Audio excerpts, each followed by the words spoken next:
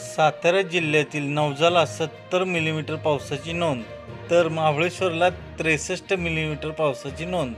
कोयना धरणातील पाणीसाठा झाला 25 TMC.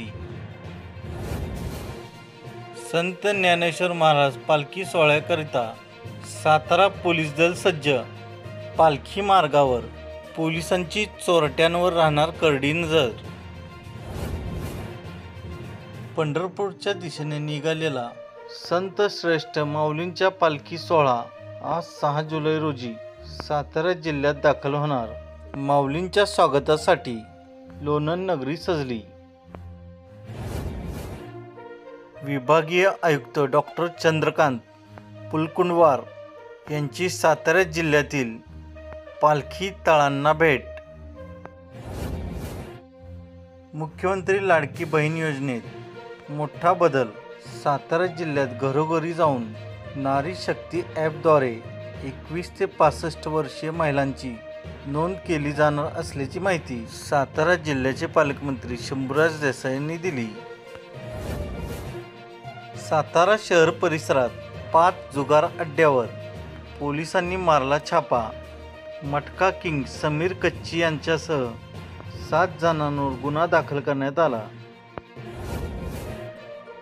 शिष्यवृत्ती परीक्षेमध्ये राज्यात सर्वाधिक गुण मिळवूनही कोरेगाव तालुक्यातील रहमतपूर येथील आदर्श विद्यालयाचा विद्यार्थी यशराज विजयकुमार जाधव याला राज्यात सर्वाधिक 290 गुण मिळवूनही राज्यातील पहिल्या क्रमांकापासून वंचित राहण्याची वेळ आली. कोयना अभय अरण्यात आढळले दुर्मिळ ब्राऊन पाम सिवेट. खटाव तालुक्यातील पुसेसावळी दंगल प्रकरणी पीडित मुस्लिम समाज बांधवांचा होतकरू इंजिनियर मुस्लिम तरुणाच्या जबाबदार असणाऱ्या दंगलखोरांना अटक न केल्यास 8 जुलैपासून सातारा जिल्हाधिकारी कार्यालयासमोर उपोषणाचे निवेदन खटावच्या तहसीलदारांना देण्यात आले. कराड तालुक्यातील हनुमानवाडी येथे वडापावचा गाडा बंद केल्याच्या रागातून एकाने भागीदारासह भागीदाराच्या पुतण्यास केली मारहाण.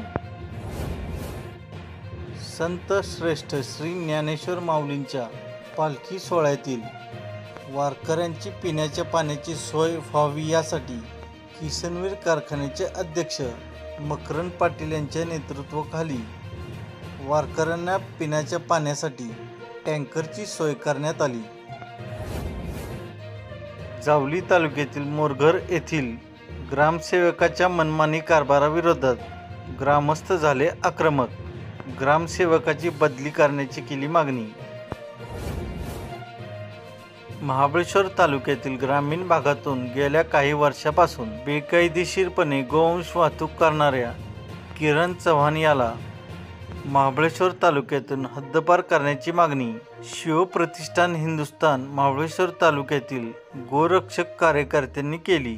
पोलीस निरीक्षक यशवंत नलवडे यांच्याकडे देण्यात आले निवेदन.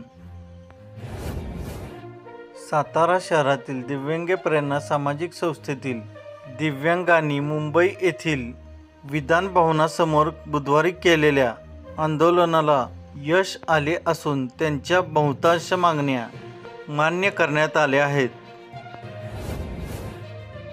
जावली तालुक्यातील कुडाळ येथे अचानक आलेल्या विद्युत प्रवाहामधून हाय व्होल्टेज आल्यामुळे कुडाळ परिसरातील 5 लाख रुपयाच्या इलेक्ट्रॉनिक वस्तू जळून खाक झाल्या. यामध्ये घरातील फ्रीज, मिक्सर, आटा चक्की, इलेक्ट्रिक TV अशा वस्तू जळाल्या आहेत.